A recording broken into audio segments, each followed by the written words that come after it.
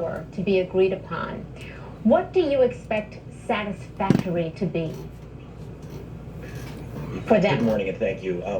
For the Taliban, the only thing it has always had a maximalist strategy or an objective here, and that is the reestablishment of the Islamic Emirate of Afghanistan with its leader as the emir. The Taliban have used negotiations as a ruse, as a smokescreen. We should never trust the Taliban when they're talking about peace. They do want peace.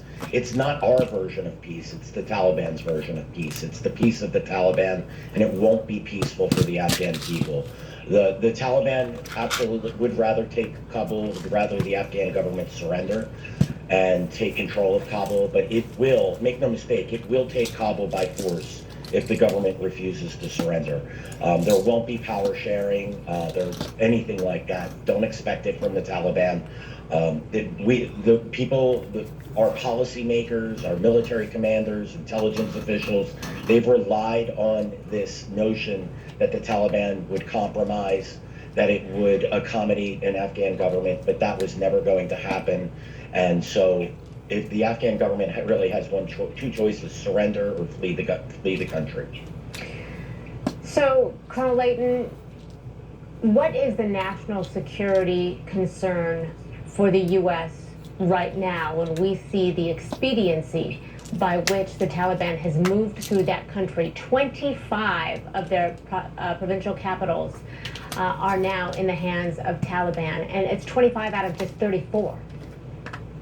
Yeah, that's right, Christy. And I think the big national security implication here is, how do we really organize our armed forces to deal with threats like Al-Qaeda, like ISIS, like the Taliban, when you are called on to go into a place like Afghanistan and to conduct military operations. We were clearly very successful in 2001 in the wake of 9/11, going in there and toppling the Taliban.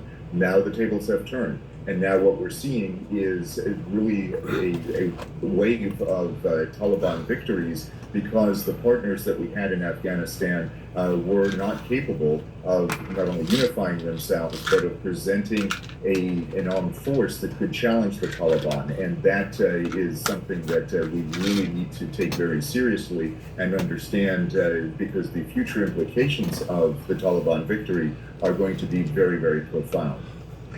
Bill, you've called, and I'm quoting you, what we're seeing today as the greatest intelligence failure in decades. You say the Taliban planned, prepared, organized, recruited, deployed fighters, all under the nose of the U.S. military, NATO, and Afghan intelligence. In this 20-year period, where did intelligence fail? Was it early on? Did the Taliban see an opening, say, 10 years ago, and they started to reorganize? I mean, how did the U.S. miss this?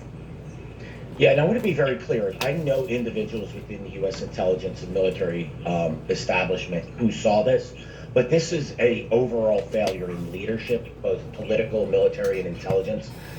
At the top levels, they thought that they never understood the enemy. They pretended that the Taliban would disassociate with Al-Qaeda. They thought that the Taliban was a group that they could work with. So they ignored the Taliban's strategy, the Taliban's objectives. And by 2018, General Miller, who was the last commander of U.S. forces in Afghanistan and NATO as well, he said as the Taliban was slowly seizing control of districts and implementing its rural insurgency strategy, where it would take rural districts and expand its control, he said he rejected the security situation on the ground and said that negotiations with the Taliban is the only measure of success. The U.S. military leaders, intelligence leaders checked out on the Taliban. They thought they were going to get a deal on the table. They never believed that the Taliban was capable of overrunning cities. It has. It actually happened in that time period when General Miller made that statement. Everyone should have seen this coming. If I was able to see this coming, I don't understand how the U.S. military and intelligence establishment, which has billions upon billions of dollars at its disposal, was not able to see this. This really is the greatest failure since 10. And Colonel What does that say about the lack of intelligence now that the U.S. will have in that country, and how that affects the national security, not just of the U.S., but of countries around it? I want to stop right there and weigh in on what they're talking about real quick right here. They're talking about one of the greatest failures in the 21st century, that the U.S. has not been able to fulfill its obligations and its duties in understanding, identifying, and eradicating the enemy.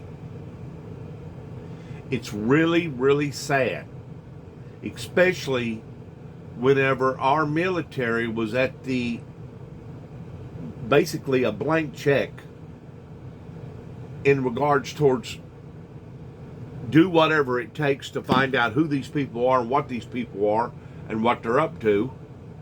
We want to dissect them from the inside out, and we want to be in control of not only their assets, but we want to be in control of everything all the way down to what they're thinking. Well, they have proven the U.S. to be more so than what the U.S. originally thought that they was going to be, and now they're proving that on the front towards being able to take all these cities and take control of Afghanistan. It's really a mockery in the type of money, research, the sacrifices that's been made, the time, the energy. It's really a mockery towards how come we was not on top of our game. Now listen to me carefully. They keep talking about the Taliban. They keep talking about 2 or 3 other terrorist known groups.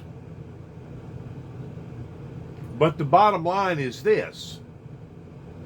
It is a fester, a cesspool of nothing but one group after another. And there is, I guess, about, the way I understand it, about 67 to 72 different groups that basically are all fighting for the same thing. They're wanting to be the number one bully on the block.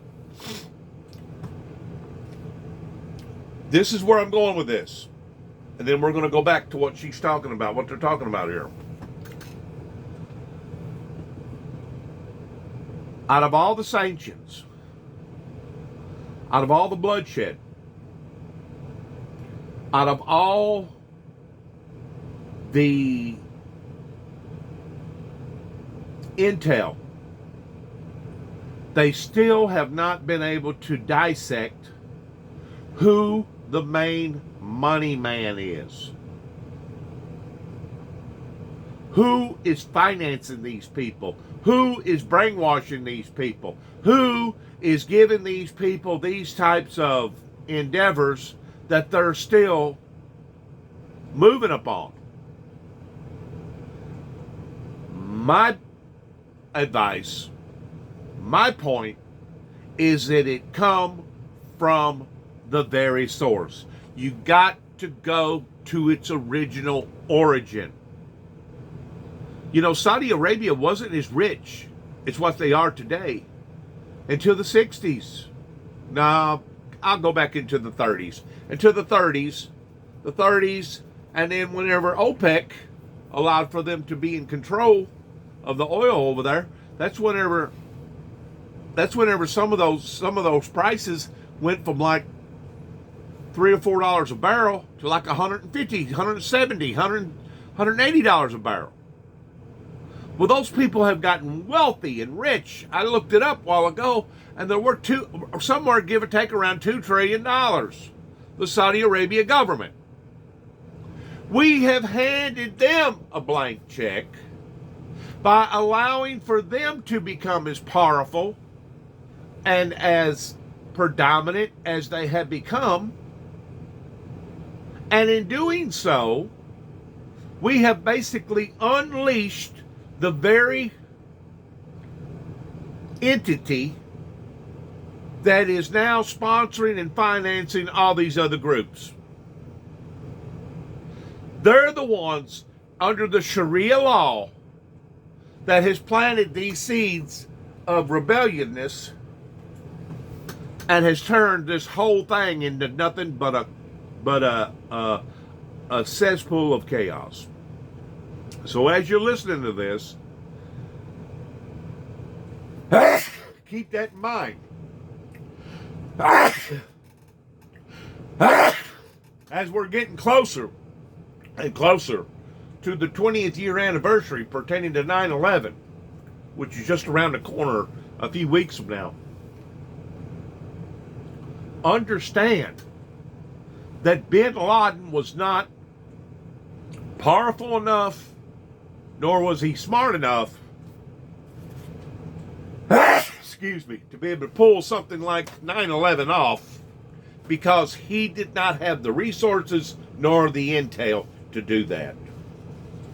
Somebody above him, with him, caused 9/11.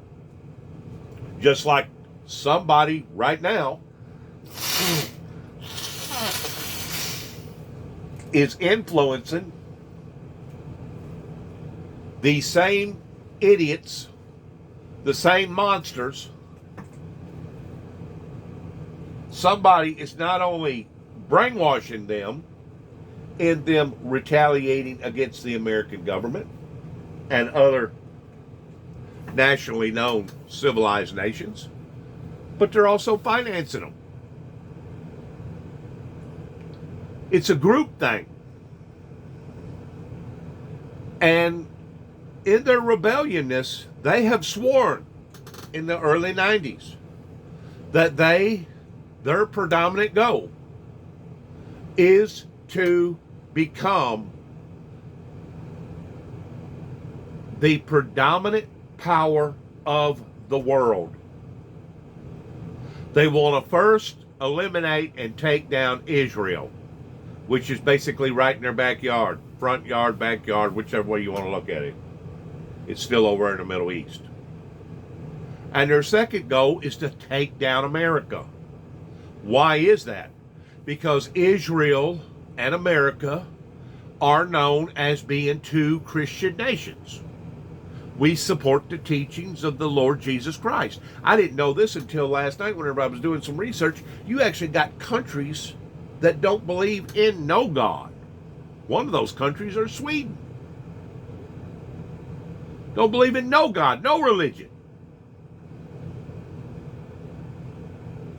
If you look up the facts about how the Saudi Arabians have grown in intensity, magnified, especially since OPEC was basically handed over to them, you will figure out who the core of origin has brought all this into play. Now, once more, you got several different groups. You know, just like over in Iran, you got that group. Iraq, you got that group. These are all people striving towards the same thing, which is the same goals as the Taliban. Whoever the power player is that's basically being the voice of all the rest of them will be the outlines of who you read about today on your headline news. Regardless whether it's the Jihad, Taliban, or whatever group, those will be the ones that you read about today. But in reality, those are only the workhorses. Those are the show horses. Those are the ones that they want the world to see. The main power players that are working in behind the scenes, that are financing and giving this type of ideology out, they don't want to be seen. They don't want to be heard of. They want to be disguised. Just like 9/11. Whenever 9/11 was financed, it wasn't financed by bin Laden. It was financed by the Saudi Arabia government that had that type of power and had those type of influences. You can turn over every rock you want to turn over in the Middle East, and I guarantee you every one of them has the same ideology, which is what? Which is to dominate the world. It's the same type of ideology that Hitler had whenever Hitler thought that he was going to be able to dominate the world. And you got people that is just as loyal today, if not more loyal, towards being willing to sacrifice their lives for Hitler back then as you do for people today over in the Middle East. Once more, they declared war on America. They declared war on America in the early 90s and declaring that they would eliminate the powers at bay pertaining to two of the major Christian societies upon to the planet. And not only are they after those two, but they're also after Hinduism pertaining to India, and they're also after other facets and parts of the world. And I didn't realize this, that Saudi Arabia is one of China's main allies towards them sticking together.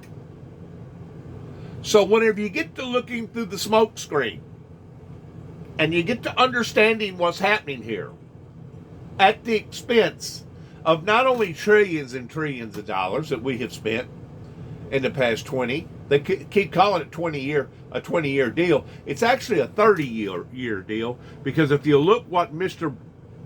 Bush Sr. done in starting with Desert Storm and then Desert Shield before 9/11, you got to put all this into the same equation of just exactly what is going on.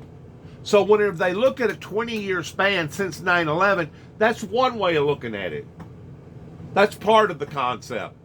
Let's look at the broader concept. Let's look at what happened in the past 30 plus years pertaining to Saddam Hussein, the Iraqi war. Let's look at what went on during Desert Storm and Desert Shield. Let's look at some of the motives of the reason why the Bushes done what they done, because of some of the leaders over there that made threats to the leaders over here in the United States. This has been a boiling, pulsating sore to the ass of not just society here in America, but all over the world. And now it's fixing to, just like COVID, just like the Walmart slogan, it's coming near a neighborhood near you. And it doesn't matter in what element that it comes in, it's still rising its ugly, dirty, cruel, insensitive head out that is causing harshness. It is causing chaos. It is causing unbelievable heartache. It is causing people's lives. It is causing children to be thrown to the wayside. It is causing women to be raped and murdered and dominated over. I mean, come on. We are living in the 21st century, and over here in America, we think, my God, how can this be? I'm going to tell you how it can be. There is a stronghold over in that area. It is a spiritual stronghold that has dominated that society, going all the way back to King Nerod. For it says in the Bible, in the first 3 chapters of the Bible, how that God himself hates the things of Balaam and Balak. Going into the book of Daniel, which come about 1,000 years before Christ ever come about in BC. But if you dig a little deeper, pertaining to the empire that was established during that time, it all falls back to the teachings and the understandings of Balaam and Balak. That was all part of this strategy thousands of years ago that has brainwashed these people, that is now coming out to the surface today. And it's really sad. It's sad that the American people has been, our military has been so gullible in not understanding that this holy war, and that's exactly what it is, it's a holy war that has now escalated into the hearts and the lives and into people's presence, as we're looking at right now on this TV screen. It has now entered into the hearts and lives of the majority of the people on the planet. And you may be saying, well, the people in China aren't worried about this. The people in Tokyo ain't worried about this. The people in Australia ain't worried about this. Let me ask you a question. Do you not think that they have the same TV sets that we have? Do you not think that the news that gets dispersed over here in English gets dispersed over there in all them other countries in their own languages? Sure it does. Sure it does. And you're very naive if you don't think that they do. Regardless whether it's the riots in America, regardless whether it's the protest in Russia and the rioting in Russia, regardless whether it's the protest and the rioting in China, these things all get dispersed on the same channel, which is called international news. There's a lot of people that are asphyxiated with what's going on in the world. There's a few that don't care. There's a few that want to shelter themselves and they want to live in their own little make-believe bubble. As long as it's out of sight and it's out of mind, as long as it don't come directly to their home or to their table, as long as it's not bothering them directly, out of selfishness and greed, they could probably care less towards whether or not the whole thing over in the Middle East turns into nothing but a major sandbox pertaining to nuclear war breaking out. But what we don't realize, or what they don't realize, that if this was to ever escalate to that it would affect us over here. What goes on over there affects us over here. We're all living under the same oxygen blanket, under the same oxygen dome. We're all living on the same planet. And because of it, the planet has shrunk. And why the planet has shrunk is because of the capability of knowledge that we have now towards understanding the things that goes on overseas affects us over here. The things that goes on over here affects them over there. So they pay just as much of attention to what's going on over here, over there, as we do towards what's going on over there, over here. Because there's certain people that are smart enough to identify that we are all living on the same planet. We are all living under the same oxygen tent. And if things is out of control in one particular area, it could affect all the areas. Now, once more, the selfish and the greedy and the blinded, the people that aren't concerned about none of this, you're not probably going to interest them in 5 seconds of this particular program that I'm documenting today on my data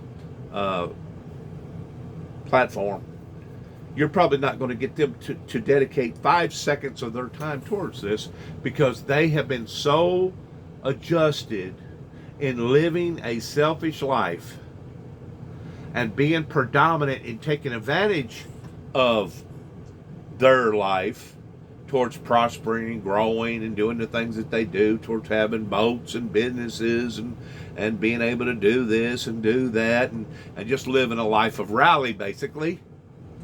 You're probably not going to get them to dedicate even 30 seconds of their time towards watching this program that's being displayed on a world scale.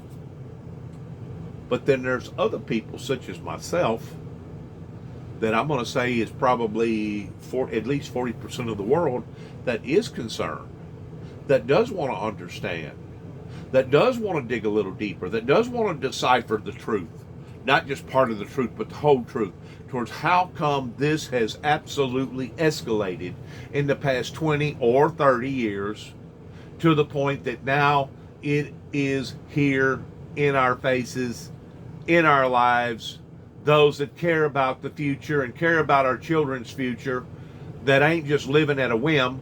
It has affected all of our lives pertaining to this evil entity that is rising, just like the Bible talks about in the book of Revelations, that in the last days, that the power struggles of Satan, that his influences will rise up in the last days, because he realizes and knows that his time is short.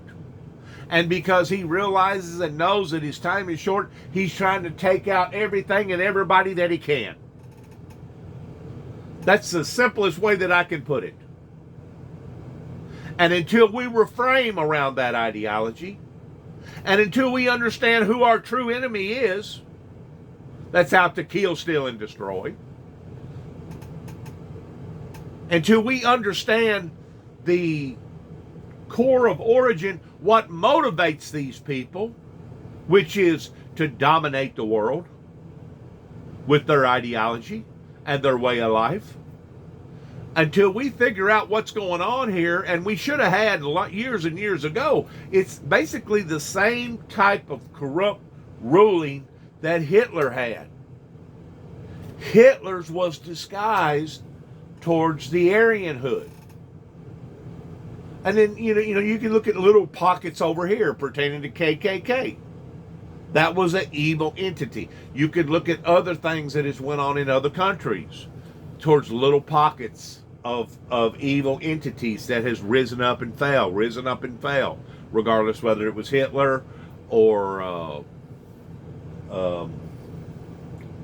Napoleon or whoever. This is an organized movement. And this isn't just going on in one particular country over in the Middle East, but it's actually going on throughout the Middle East, minus Israel and Jerusalem.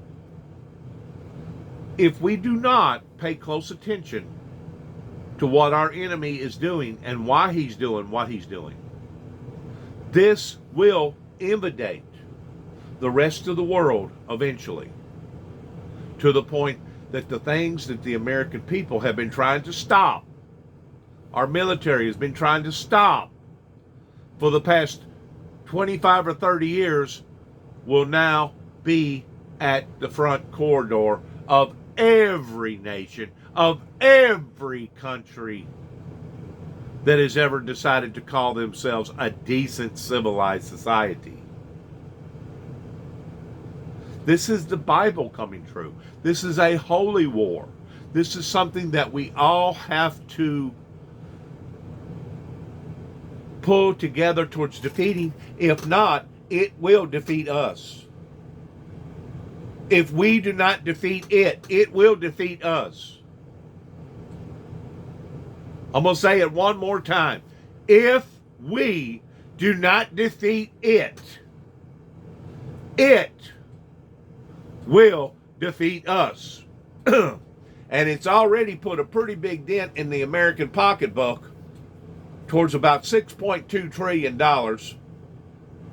And I think that was just the equation in the past 20 years. That isn't the equation for the whole 30-year deal adding all the wars over in the Middle East together.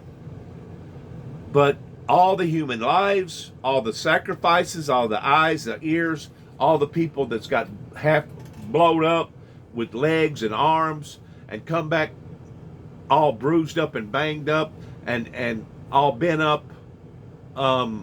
This has been an ongoing sacrifice since the falling of the Berlin Wall, since the ending of the Cold War. Up until the ending of the Cold War, things was kind of halfway in control throughout the late 70s and throughout the 80s, other than the superpowers such as Russia and America having their differences of not wanting to communicate with each other towards not selling goods to each other. That's what they call a Cold War. A Cold War is whenever one country no longer associates itself with the other country towards goods and basically just turns its back on that completely country totally and shuts down everything. That's what they call a Cold War. During the Cold War, and I've said this before, during the Cold War, we didn't see this type of movement. Oh, we seen skirmishes during the Nixon era. Yeah, there was skirmishes in various countries over there, but nothing on this scale. Nothing even close to this scale was going on. They have intensified. They have unified their movement, and they have intensified their movement, and now we're seeing their actions.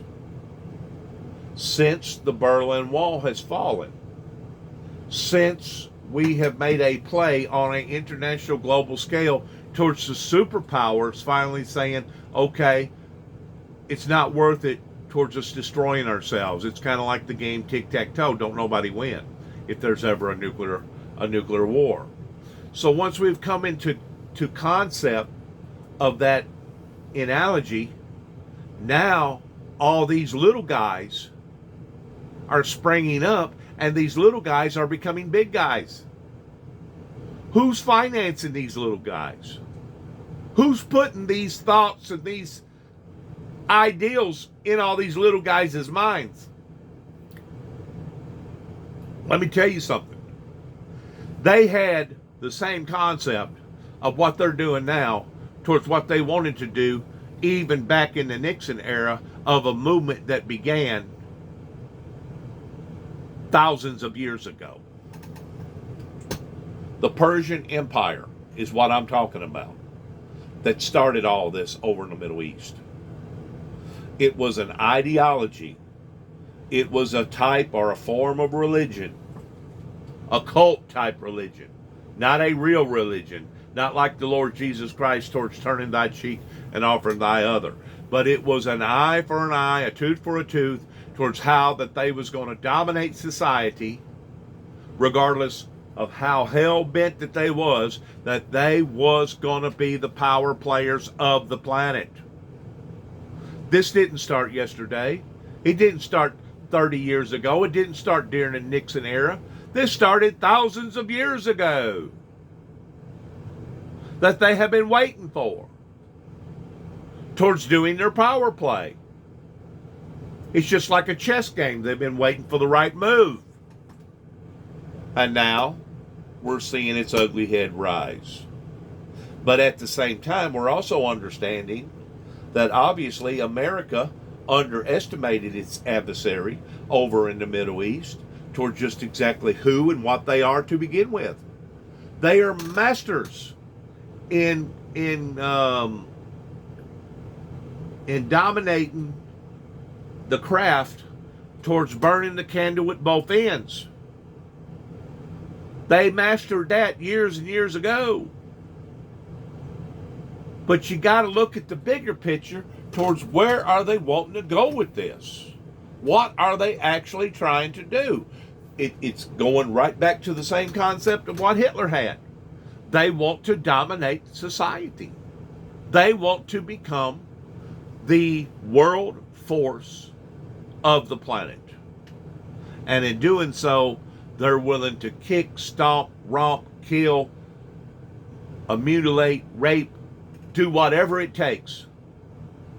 And they use the distractions towards trying to impose their influences upon the people by using religion as a strategy force in trying to brainwash others in what they're doing, kind of like that if you die for Allah, you're gonna go to heaven and live with 99 virgins and drink all the wine that you want.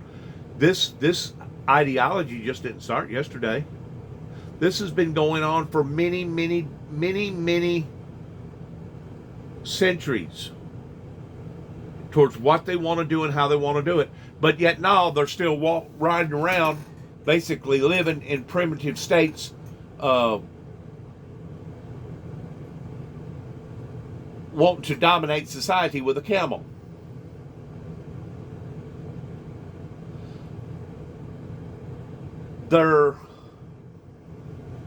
They themselves has been brainwashed. And because they have been brainwashed, and because they have gotten the short end of the stick in regards to society, now they want to blame everybody else for being a loser. God talked about how that he would separate himself and that he would pull his anointing from a group of people that at one time used to have the powers of the righteous God, the holy God, that he would pull it and take it away from one group of people and give it to another.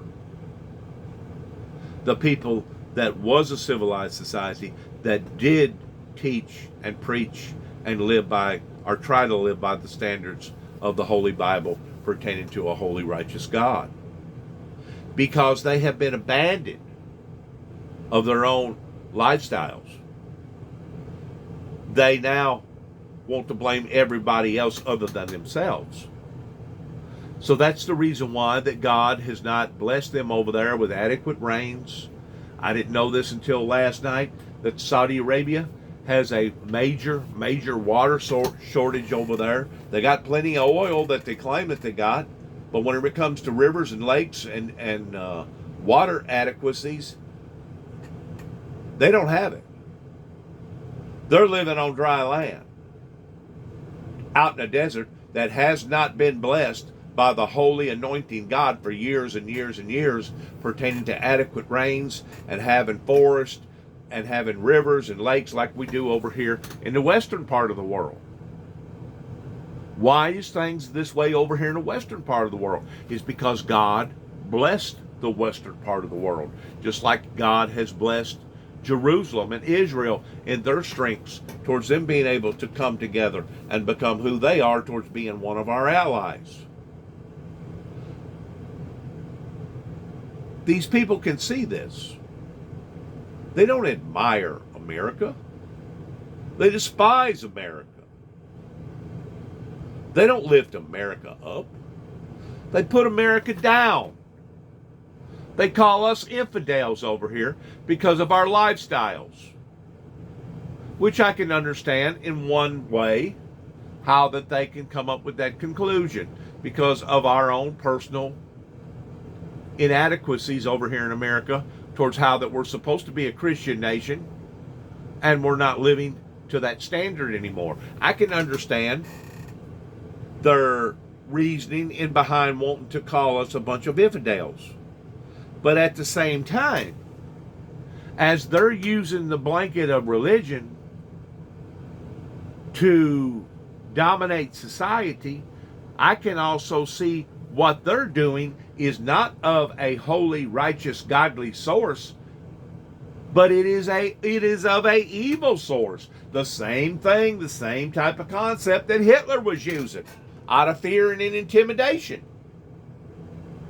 And until the world wakes up to this and sees this for exactly who and what they are, we're going to be dealing and struggling with this same issue 25, 30, 40, 50, maybe even 100 years from now, coming from the same group of people that are basically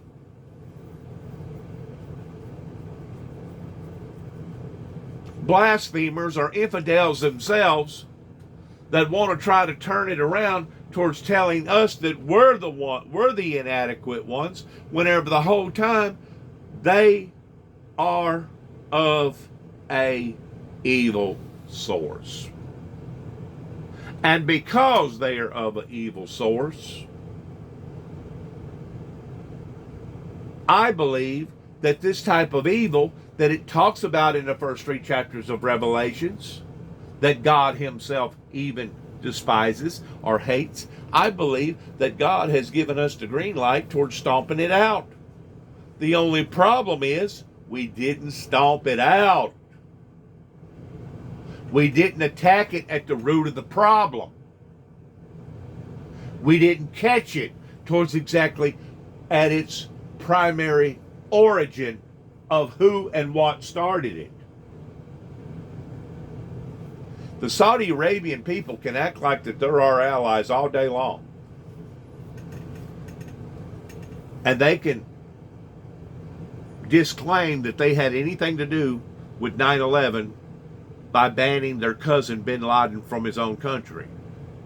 But the bottom line is this: they have used that as a power play, as a ploy, to be able to get as powerful as what they are today. And they're still undermining societies, not only over there, but over here and throughout the planet, in their wicked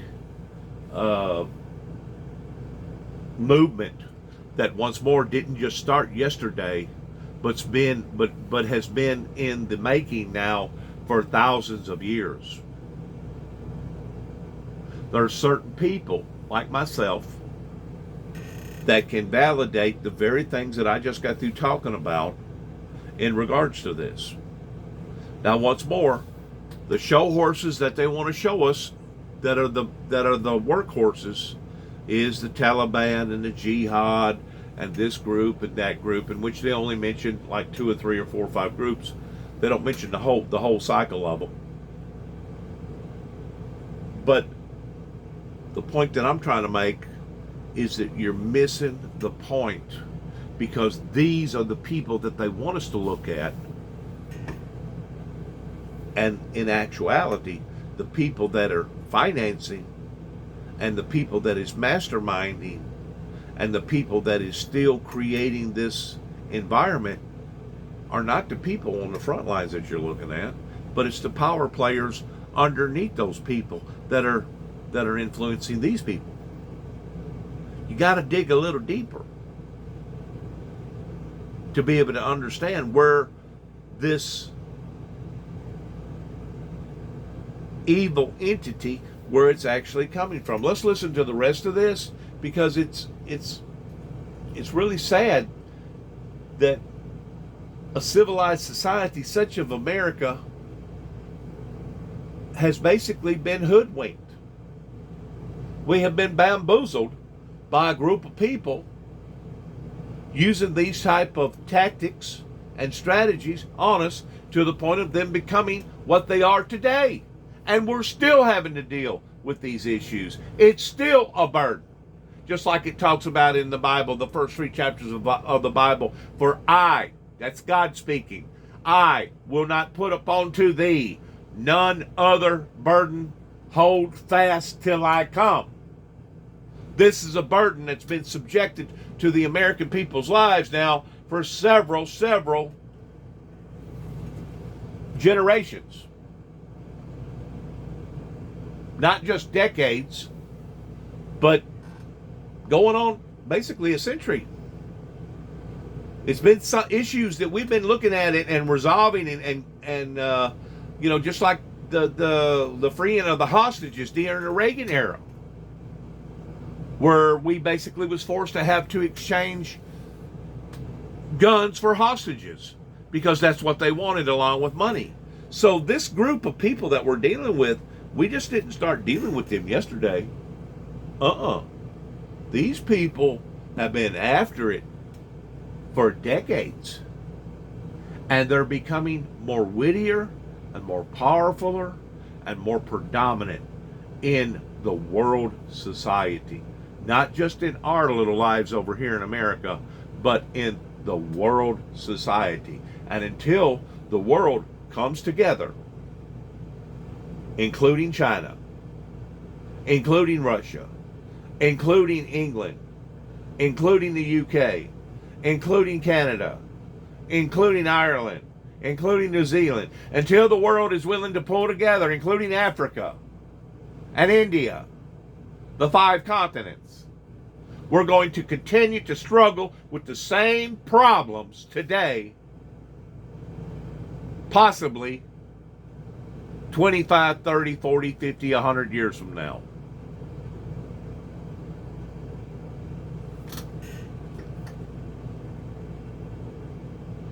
This has become a pulsated sore to the ass of society. A burden that goes beyond a burden. And if we don't watch, they're going to become so powerful and so formed that we're going to see another reoccurrence similar towards what went on during the risation of Hitler. Establishment, which has billions upon billions of dollars at its disposal, was not able to see this. This really is the greatest failure since 10. And Colonel, what does that say about the lack of intelligence now that the U.S. will have in that country, and how that affects the national security, not just of the U.S., but of countries around it? Yeah, Christy, this failure to understand that Bill so correctly points out is really at the heart of the matter. And when you look at the technical aspect, I'll call it, of intelligence collection, the fact that we do not have a really adequate collection resources covering Afghanistan makes the forces that are currently in Kabul trying to protect U.S. embassy personnel and potentially Afghan civilians, it makes them blind. And when you're blind and you're deaf and you can't tell what's going on, you're at an incredible disadvantage, both tactically and strategically. And that's the kind of thing that we're dealing with right now. In the future, this is going to be a huge issue because the Taliban can do many things even when we're watching them. They can really do a lot of stuff when we're not there watching them, at least not watching them in the way that we need to watch them, with assets on the ground in an area that can actually collect information and analyze that information.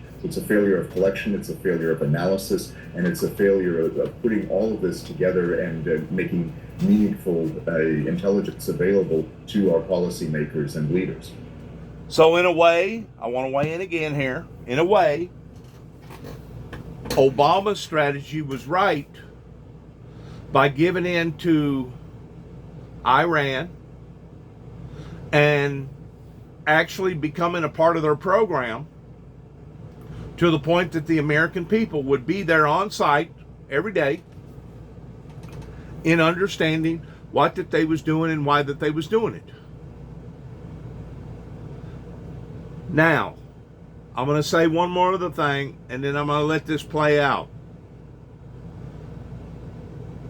To this day, people such as myself does not understand the strategy behavior in behind what Donald Trump done by inviting the Taliban to the White House during Donald Trump's administration towards, I don't know if it was bribery tactics, I don't know if it was some sort of hiccup with the administration towards believing or trusting in these people.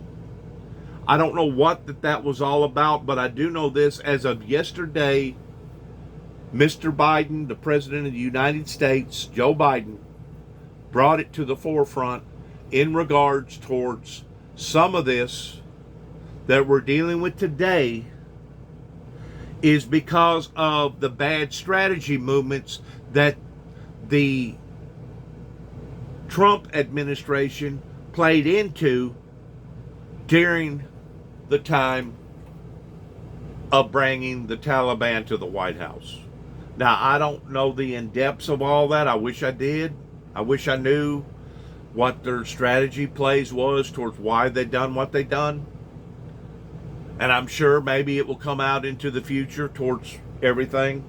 But I can understand Mr. Biden's concerns, and I can understand the reason why that he said what he said in regards to the Trump administration by bringing them to the White House to begin with.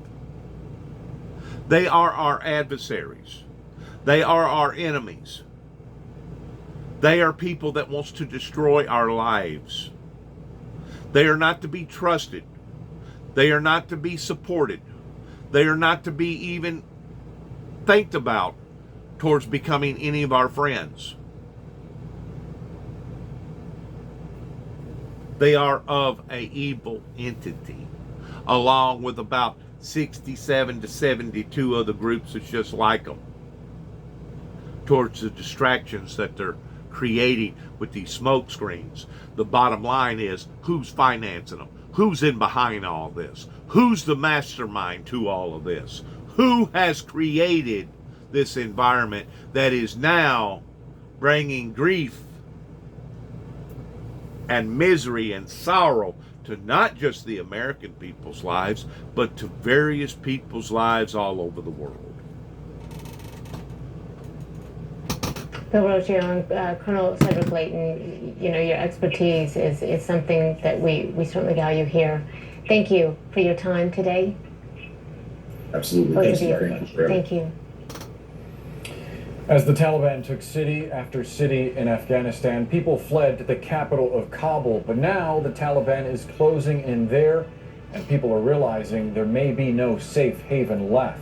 We'll explain what's going on in Afghanistan after a quick break. Stay with us.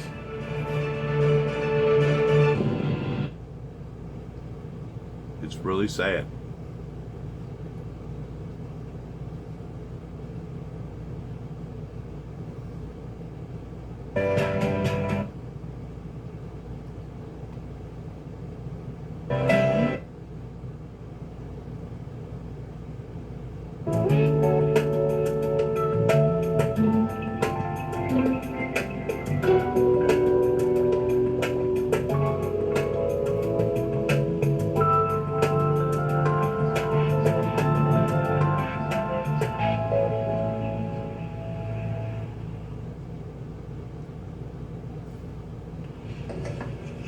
Hundreds of thousands of Afghans have fled their homes trying to escape the Taliban. And many of those recently uprooted have made their way to the capital, Kabul.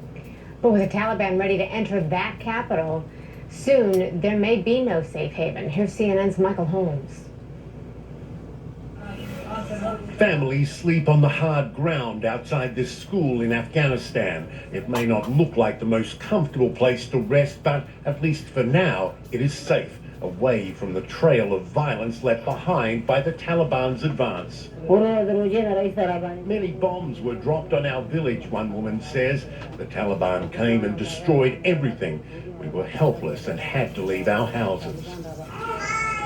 One Afghan official in Kunar province, where the school is located, says there are thousands of displaced families in his province alone, trying to escape the fighting, but for some, it is too late. The Taliban were firing guns next to our house, one man says. Many bullets came our way.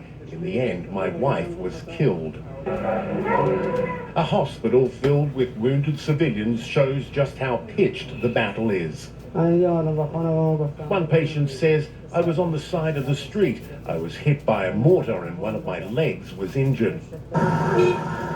Some people taking refuge in the country's capital, Kabul, thinking it is one of the safest bets with the Taliban on the move. This man left the besieged city of Lashkar 2 weeks ago, but hopes to return one day. If you ask most people in Afghanistan, 99% of the people will say the fighting is not the solution, he says. The only way is peace, and the Afghan people want peace. A peace that seems more elusive as more civilians are forced from their homes. I thank Michael Holmes for that report. As we are watching the breaking news out of Afghanistan with Taliban fighters ready to enter the capital, there's another humanitarian disaster happening right now in Haiti after yesterday's deadly earthquake. We have details on that next.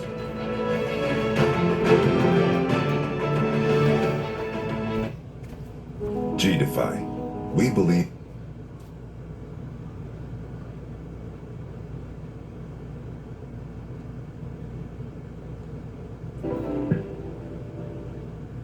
I'm Nick Watt in Los Angeles, and this is CNN.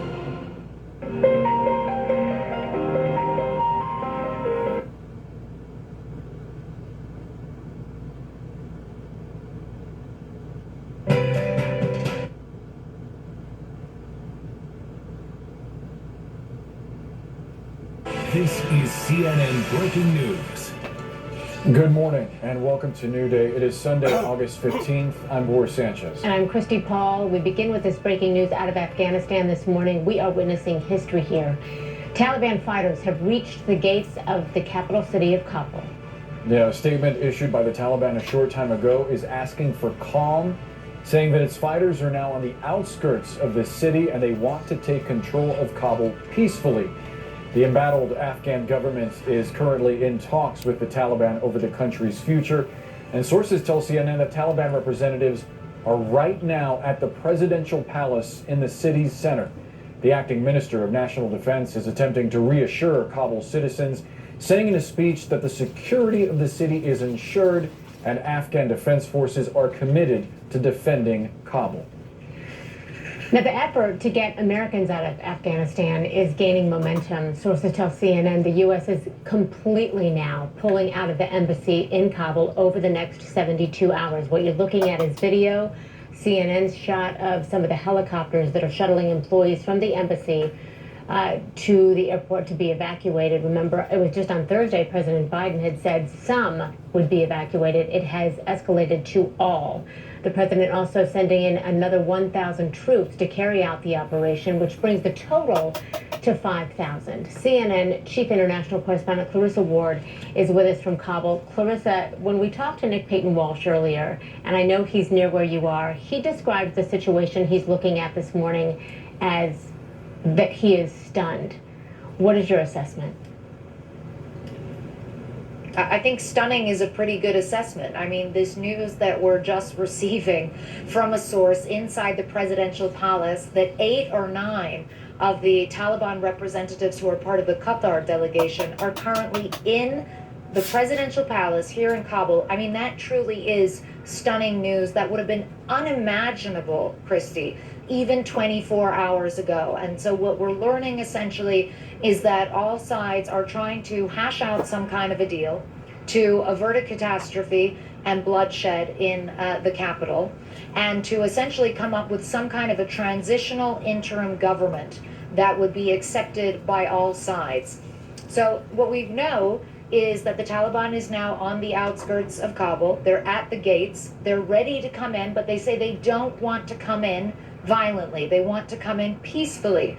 And they have put out messages to try to reassure people that they're not looking for revenge, that they're not looking for bloodshed, that they will grant amnesty to anyone who worked for the government or security services even, as long as they don't attempt to take up arms against them. We also heard from Afghanistan's defense minister and the interior minister as well, essentially saying that the security of Kabul is guaranteed, trying to tell people not to panic as these talks, these last-ditch, last-effort talks continue in the presidential palace to try to come up with some kind of a coherent power-sharing agreement. That, of course, is a pretty tall order, Christy, to get both of those sides to sit down and agree on anything, and to get the Taliban to make concessions in a moment where very clearly they feel that they are poised for absolute victory, and that they... In regards towards what that they have done and how that they have done it, just within the past week and a half, 2 weeks, that automatically makes them ineligible for any type of negotiations towards sharing the powers at bay. They have showed themselves to be nothing but a bunch of ruthless, cold, cruel, terrorist. And as far as I know, the American policy to this day still stands true towards not negotiating. I'm going to repeat it. Not negotiating with a known terrorist group. Not negotiating. In other words, we make our stand in our democracy towards who we are and what we are. And if the truth be known, under the war crimes that they have just committed, this ain't talking about what they're going to do or what's going on beyond this point, but just so far in what that they have already done, they deserve to be lined up against the wall and put to death. Because they have brutalized people's lives, they have raped innocent children and women, and they have brought on an onslaught of horror onto a group of people that did not deserve this, that did not want this. So to sit down and negotiate with a group of people like this is one of our policies that says that we're not supposed to do this. But of course we can see through the Reagan era, making the adjustment period from the Nixon era over to the Reagan era, how that we had to compromise on that in making adjustments with a terrorist group towards exchanging firearms and money for hostages. So once more, whenever you're dealing with people that is this brutal, this cruel, this cold, you can't compromise with them. And until you prove your point to them that you're not going to negotiate with terrorists, you're not going to negotiate with this type of behavior, until you prove to them that you're not going to do it, they're going to continue to take little bites.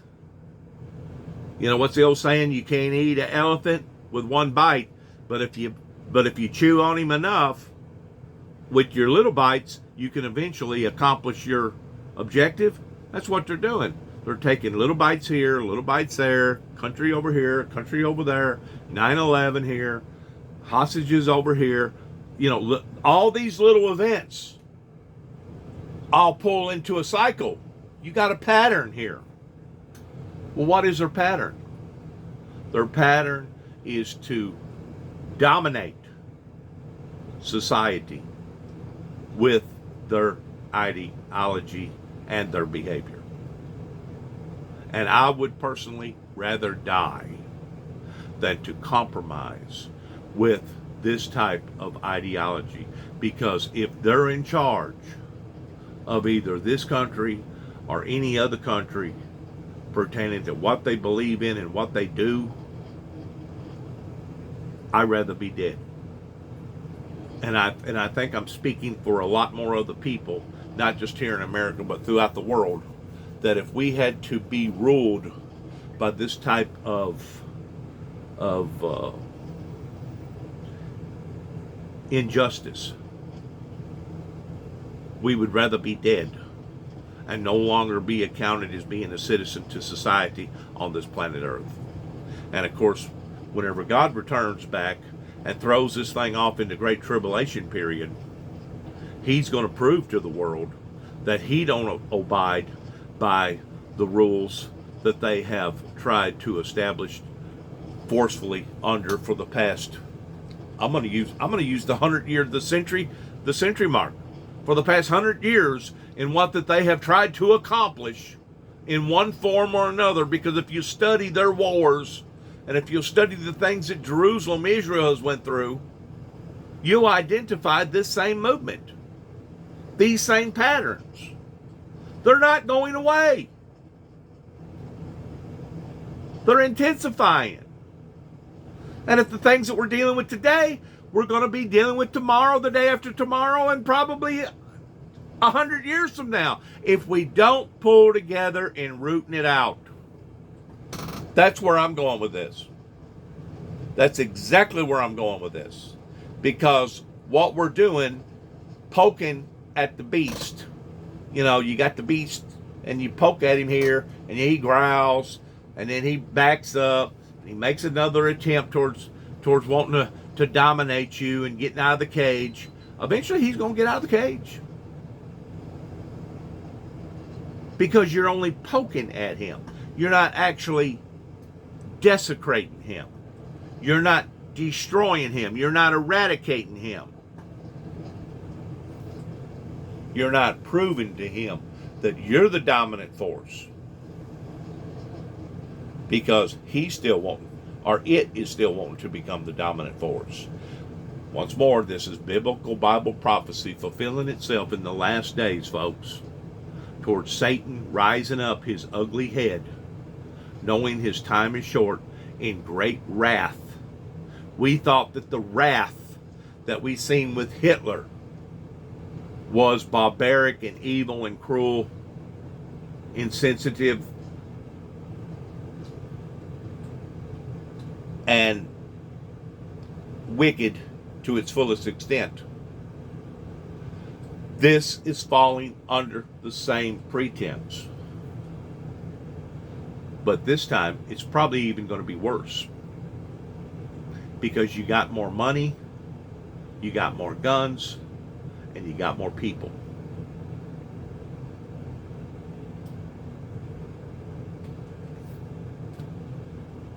Have to make many compromises, but they say that they are mindful of mistakes that have been made in the past. They don't. Let's back her up a little bit.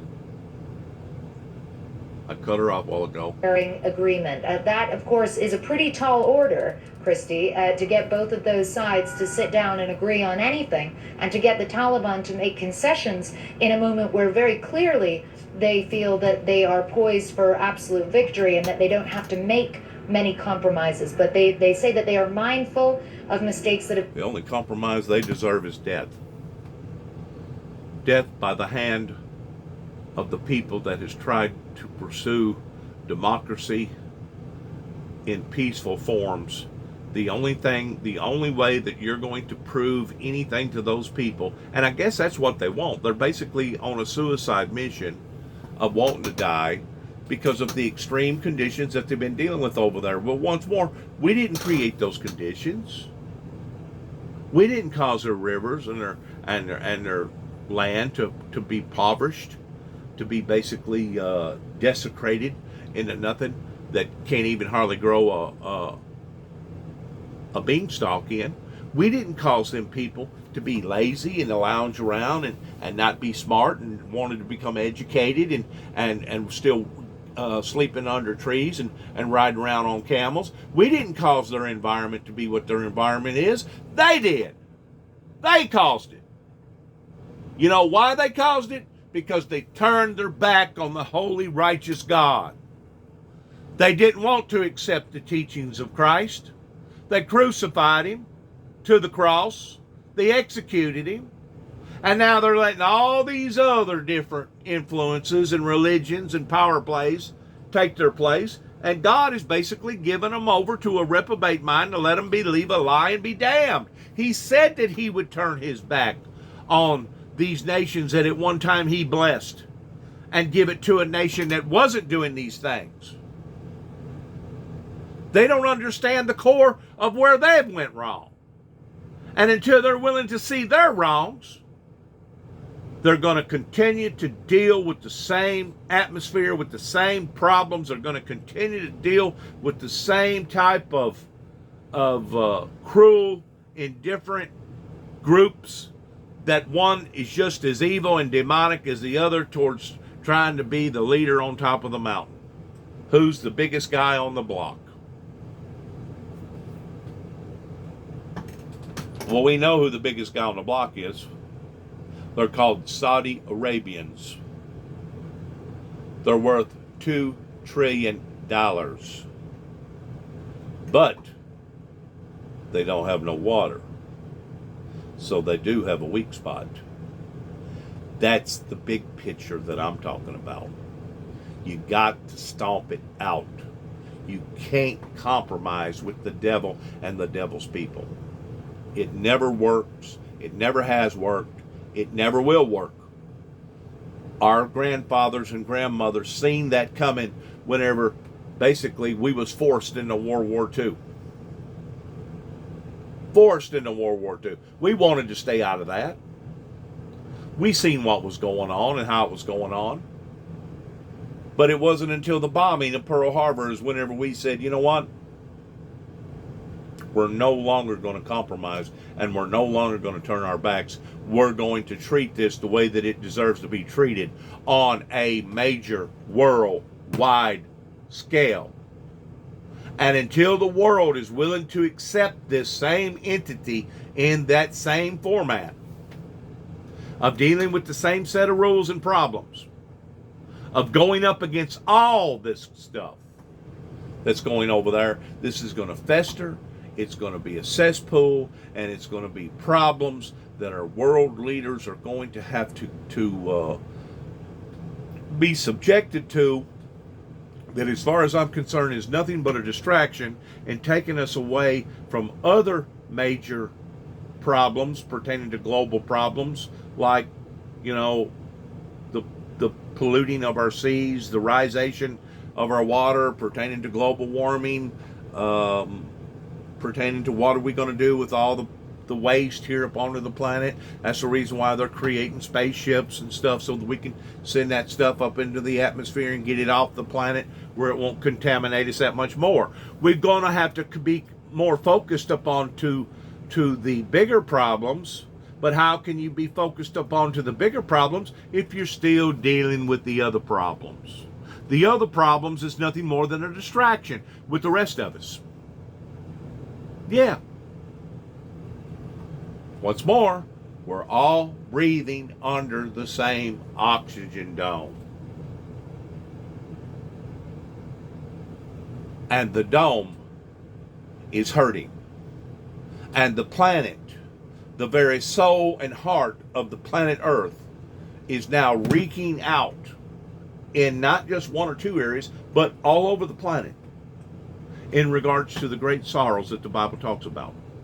And until we're willing to back up, re-advance, go back and redo our first works over again, and try to understand this from the inside out and attacking the problem at the core of the problem, until we're willing to do that, this is going to be a festering, pulsated sore to the very ass of society.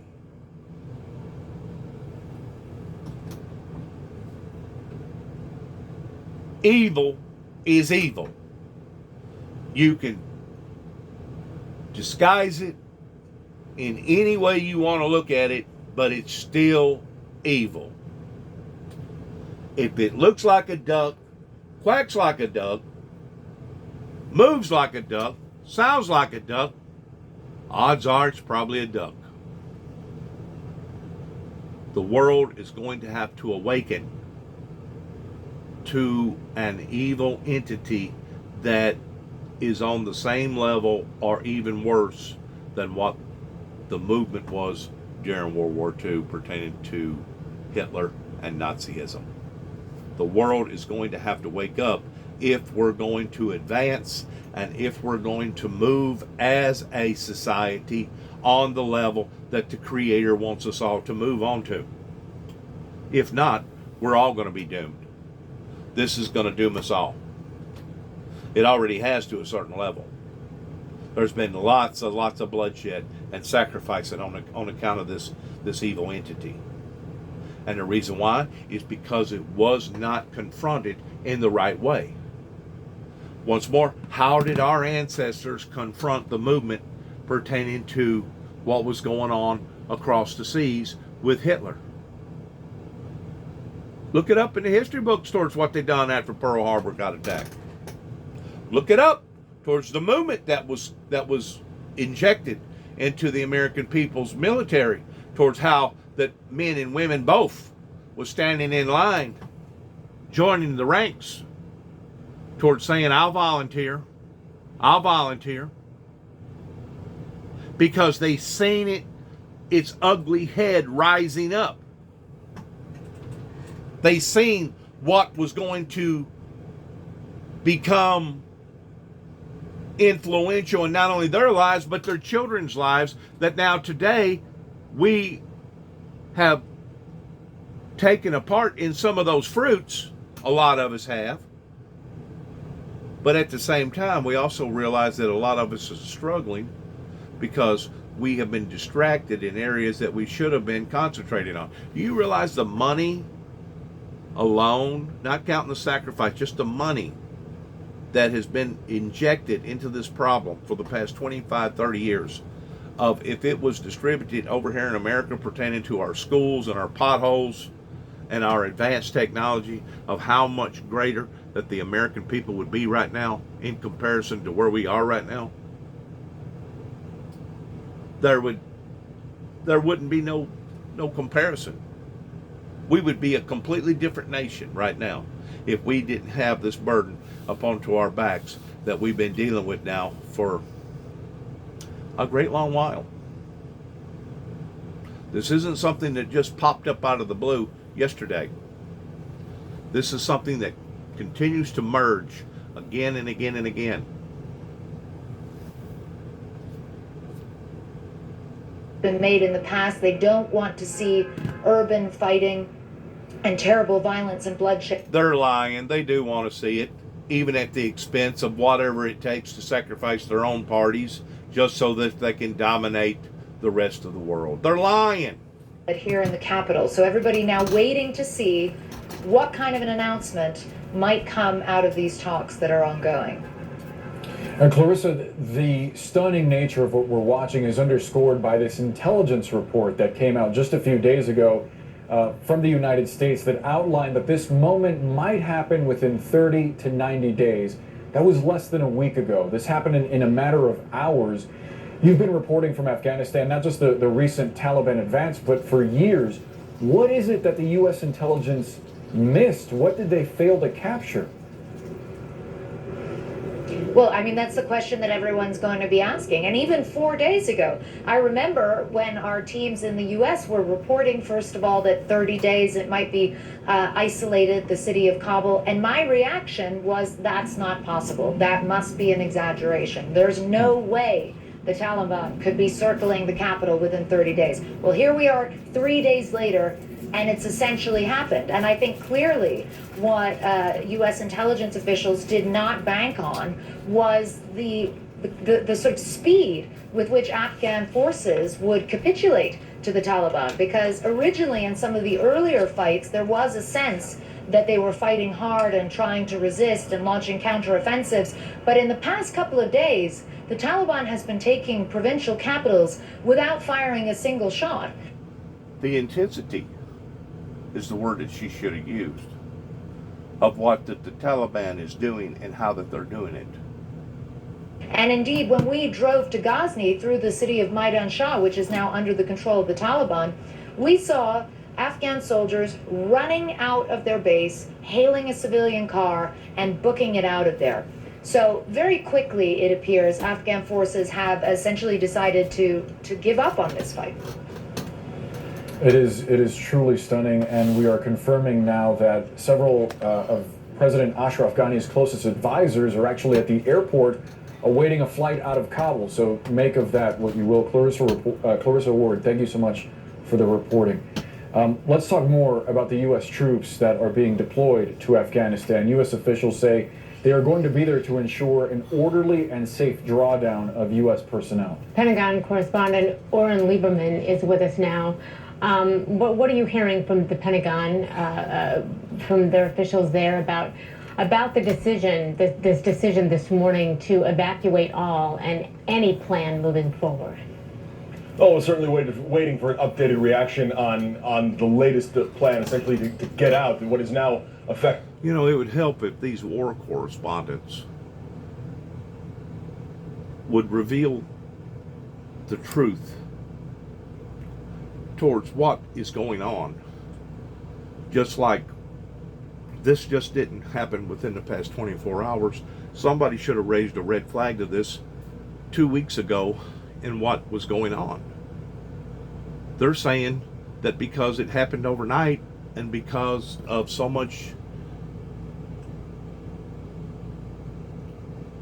in resistance to the Taliban, that this is what has advanced them. Well, that was maybe part of it. But obviously we didn't engage in planting that seed towards them defending themselves and becoming a democracy even at the expense of possibly going to war and defeating the enemy, that you can't just roll over and play dead. You're going to have to fight. Because these people want to take over your life. They want to dominate your life. And that's exactly what the Taliban is out to do. A rush for the exit by U.S. Embassy staff, and we're waiting to see what an update is on Afghans, interpreters, and their families who helped the U.S. There were still tens of thousands of people to get out. The U.S. had only, as of just a couple of days ago, gotten out about 1,200, and even if the Pentagon said they could move thousands a day, there is much more work to be done than appears to be doable in the course of the next 24, 48, 72 hours, especially with the speed of the Taliban advance into Kabul, and now, as we just found out from Clarissa Ward, into the presidential palace, where they're essentially negotiating. And given the leverage, given the force that they have, you'd have to imagine they have a tremendous amount of ability to dictate what happens in the immediate future here. The U.S. has or will have in the almost immediate future some 5,000 troops in Afghanistan.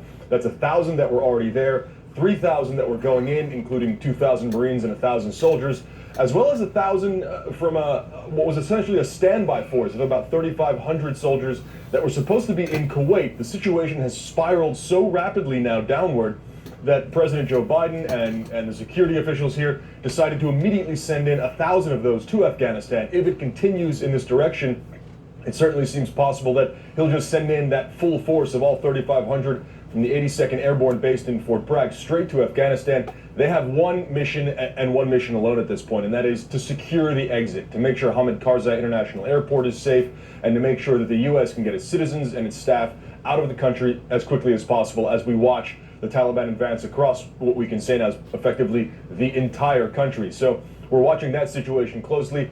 It is worth noting, I've been watching and looking at flights on flight tracking websites. There was an Emirates flight that approached the airport, looked like it was going to land, was then put in a holding pattern just east of the airport, and instead of landing, simply left the country and flew out without ever touching down. That is an ominous sign as the U.S. and other countries try to get their citizens out.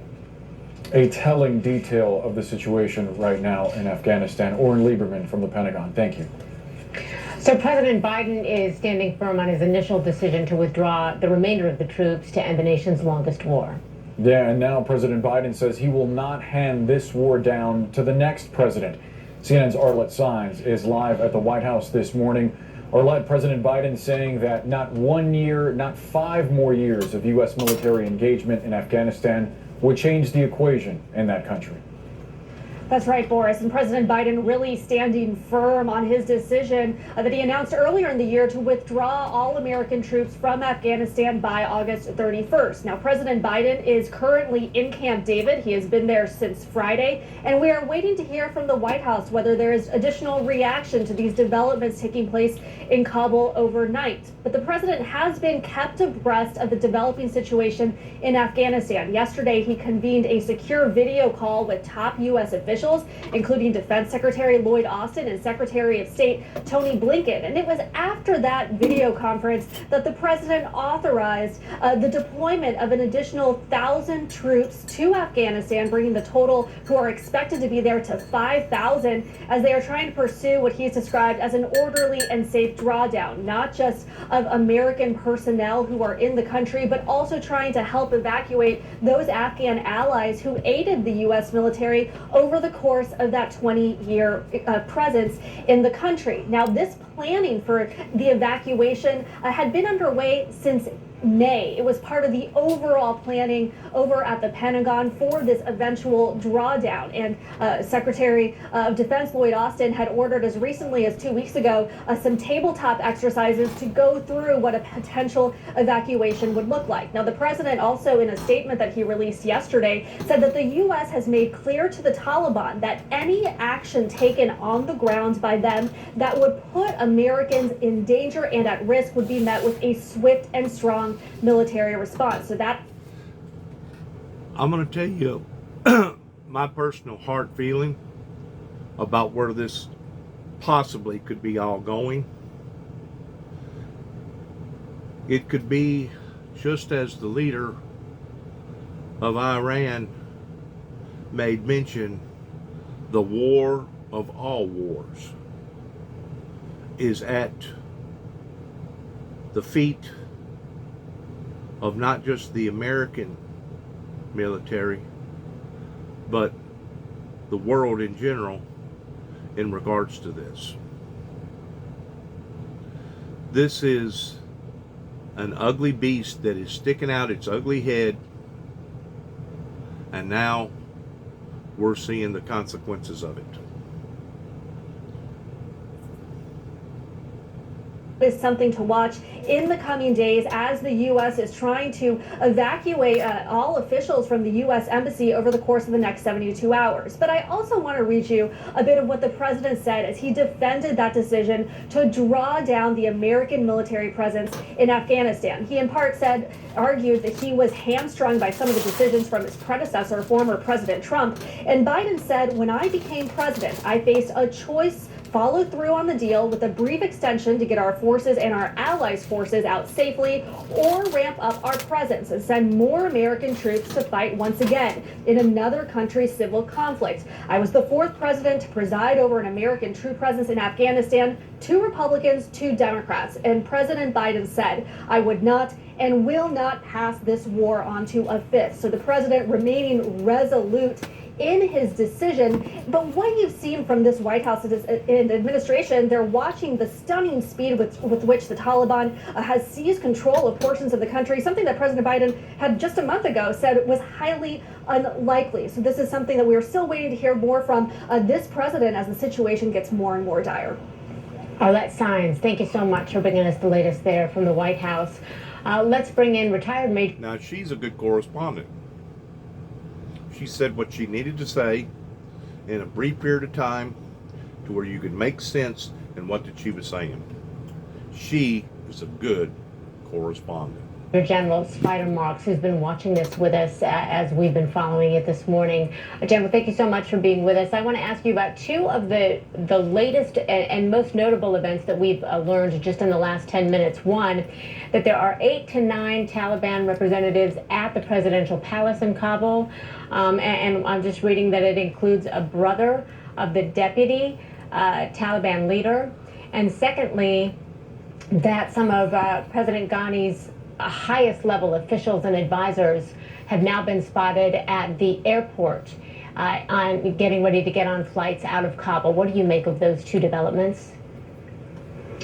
Well, I think it's a good idea that there is at least an openings for some type of, I'm not going to use the word peaceful, but for some type of a less than violent transition from what exists to what ultimately will be.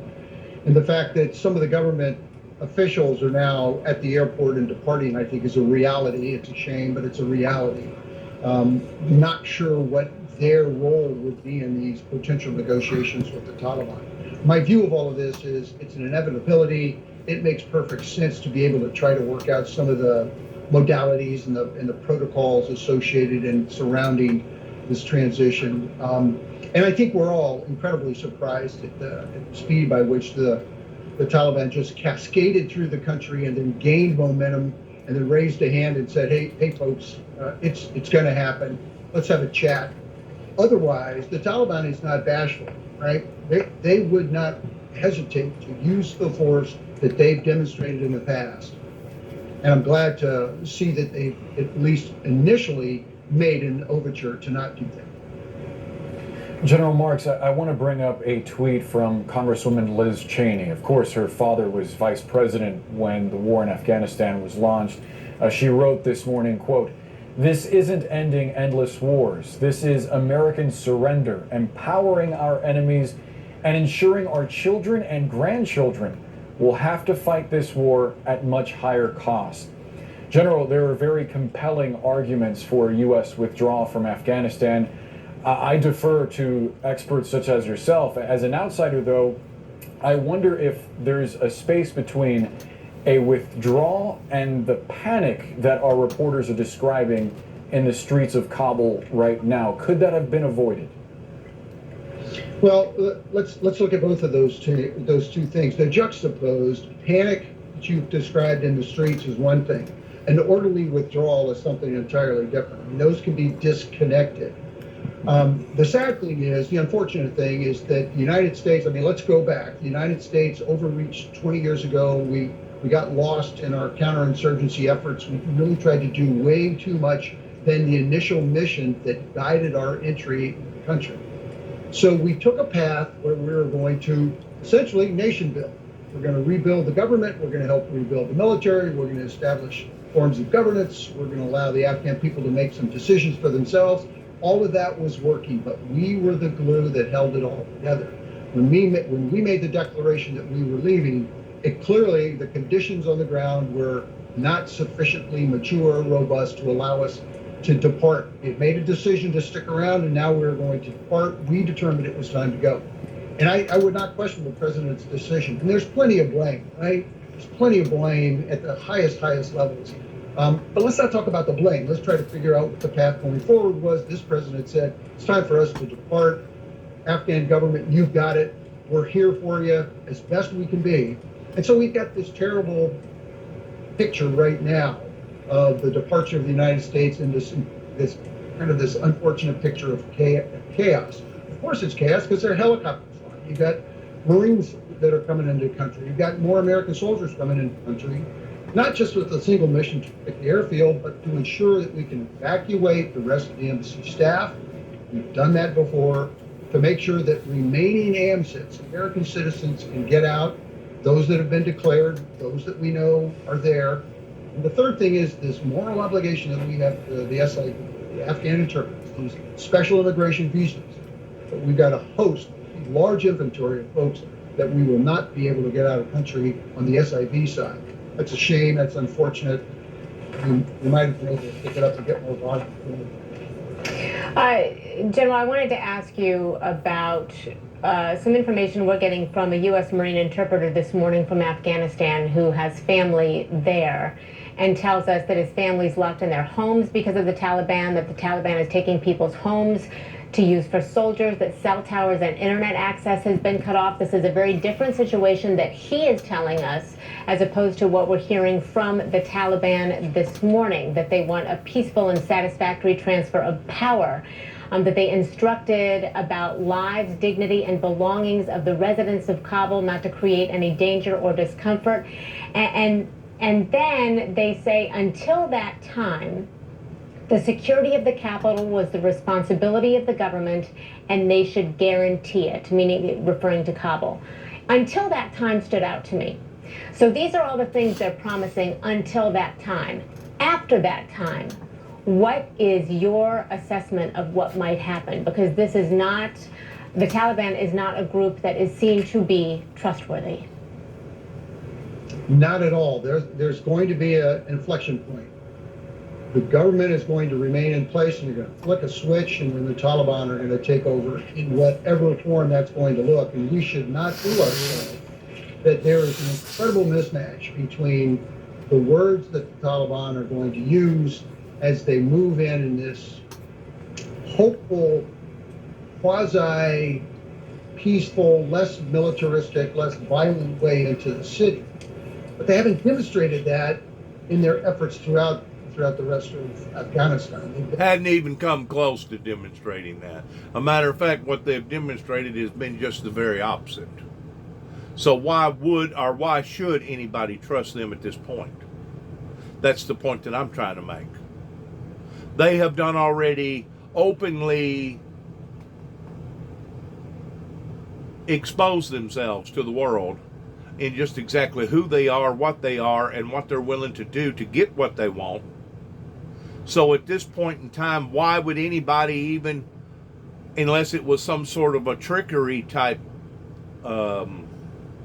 negotiation, just buy it enough time to get our American embassy cleared and get our American people out of there until basically all hell busts loose?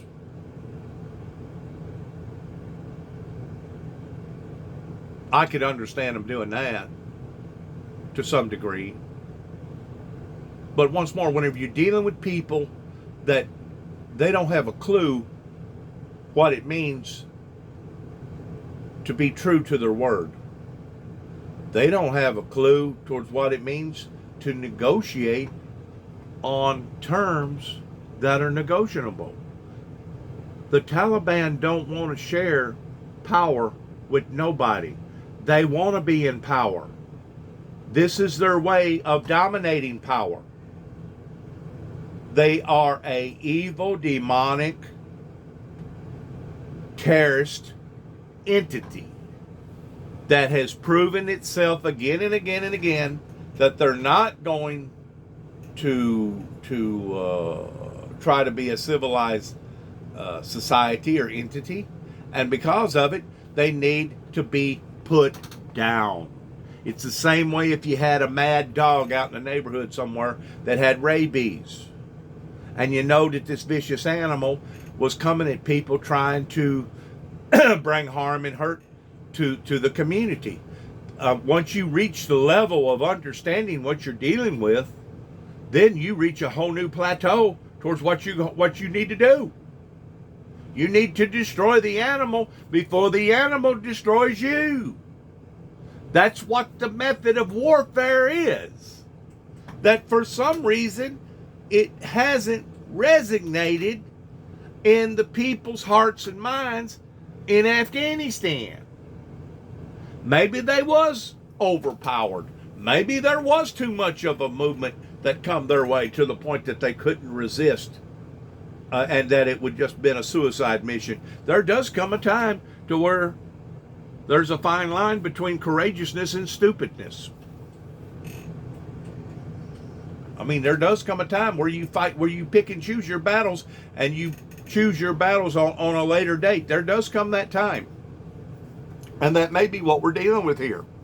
We're dealing with a situation that they was overpowered to the point that they didn't feel like that it was a hopeless battle, and that it would have been suicidal if they resisted against the Taliban because of our mistake by pulling out the way that we pulled out without some sort of proper,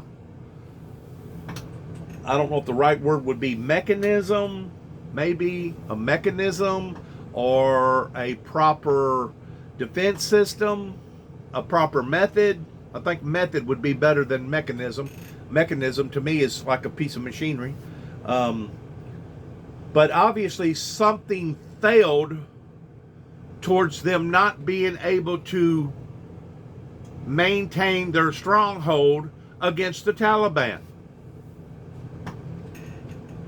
I don't know if it was because they didn't have enough artillery. I don't know if it was because they wasn't taught properly. I don't know if it's because their freedoms isn't valuable enough that they're willing to sacrifice and die for. I don't know. I'm not there. I just know that this has been a failure. And whenever you're dealing with an evil entity like this, you cannot compromise where democracy stands. Because once you do, then you open up a whole new venue of things. It's kind of like a lie. Once you start lying, your little lies eventually turn into a big lie. Once you start compromising, your compromising little stuff starts compromising big stuff. It's kind of like the same type of analogy that I've used before pertaining to the little fox. It's the little fox that can get into the vineyard that can spoil the vineyard, because it's the little fox that can get in and out and weave through the little spots. And if he chews long enough and strong enough, eventually he can ruin the vineyard, to where if a big fox was to get in there, he wouldn't be small enough to do nothing like that. He would either be seen or captured, or he wouldn't be able to get in and out of those little places. So obviously you would be able to shut him down and stop him quicker than you could the little fox, because the little fox is basically invisible up until you figure out that he's there. But once you figure out that he's there, the damage has already been done to the vineyard. Because now you're realizing, oh my God, he not only chewed on branches and limbs over here, but he's chewed the whole thing up. Now the whole thing's fixing to die. He's ruined the vineyard. The little fox, the little things, the little bitty bites that if you take enough of them, and if you stay after it long enough, I think you follow the concept. Incredibly aggressive, and militarily, they've achieved an amazing amount of momentum. This is a striking example of a well-armed, well-equipped, well-trained, motivated, focused organization that has a task and a purpose, and they're moving out. So I would anticipate once we reach that transition from government to Taliban, disregard anything they say. Let's see what their actions look like. Don't get me wrong. I wish that it would stop immediately. I wish people would come to their wits. I wish that people could learn to live together, towards integrating together, towards pulling together, because if we're united, we can do so much more than we can once we're divided.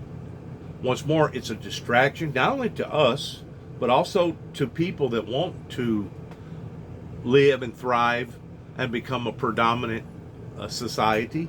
I wish that this would stop and that everything would be hunky-dory. But I don't think the Taliban is going to allow for that, and proof is in the pudding towards what they're doing right now is not of that.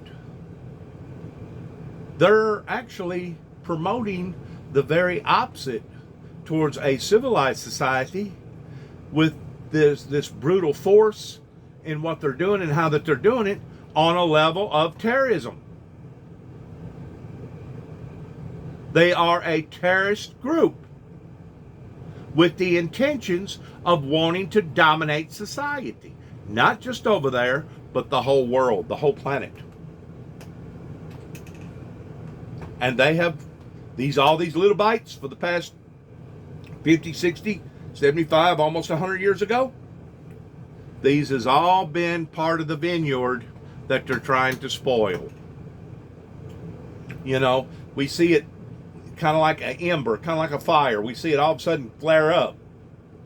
And then it'll go down a little bit. And then a year later, 6 months later, 2 or 3 years later, it'll flare up again. Here comes this ugly beast showing its head again.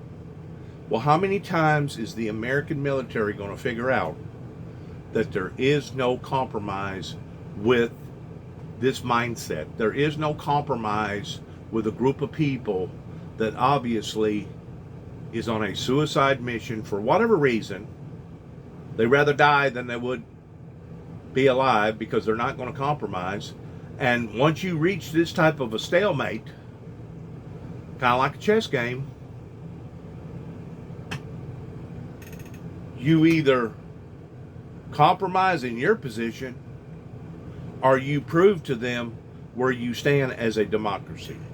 And that's exactly what our ancestors done whenever we was attacked going on 75 years ago pertaining to Pearl Harbor.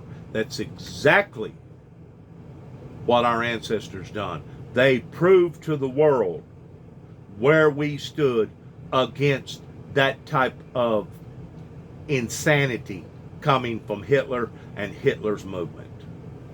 And that's basically what we're going to have to do again, because it's going to be an endless, ongoing thing for the next, just like Dick Cheney's daughter just spoke of, for the next generation or two down below us. It's just going to be an ongoing onslaught of more bloodshed, of more people's lives being destroyed on account of this type of evil, demonic movement, beginning with the Persian Empire movement, about 1,500 years ago. I guess it was about 1,500 years ago whenever this first started. Sad. It's sad that you're dealing with a group of people that's been brainwashed. They've been spellbound, and they can't think for themselves other than to be lazy and to lay under a tree somewhere and allow to be dictated by other people. You know, that's one thing that I admire about the people in Ukraine. that broke off from Russia is that they have finally figured out that they got lives of their own, they've got minds of their own, and if given a chance, they can prove to the world that they're just as evenly minded and strong towards being a sustainable society as the rest of the civilized societies are. Ukrainian people, they're struggling. They're still having harsh resistant movements with the Russians, etc. But at the same time, they're proving to society that they can live and be a civilized, unified group of people that are wanting the same things in life that the rest of us are, which is to halfway live our lives, the fairness for liberty and the promise of pursuing happiness and liberty for all of us.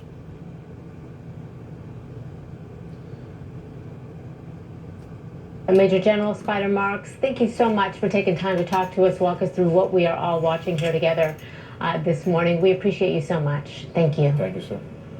Thanks, Boris. So the ongoing siege in Afghanistan is the major topic of conversation when Secretary of State Anthony Blinken is with Jake Tapper this morning. It's on State of the Union at 9 Eastern right here on CNN. So what happens next after the U.S. Embassy is evacuated? Will there be any U.S. presence in Kabul? We'll get an update from the State Department after a quick break. Don't go anywhere. All right, that's where we stand today. Here, give or take about the 15th of August. Leaning more towards into the latter part of August now. In addition to all the other world problems that we're viewing at the same time, we need to pray for the people over in Haiti pertaining to the earthquake that has recently destroyed thousands of lives. Pray for the people out west and all over the world that's dealing with the harshness of global warming. Pray for our American soldiers. Pray for our American leaders. And pray that God's will be done. Thank you, and good luck to all of us as we end our program all the time. God bless America, and shalom.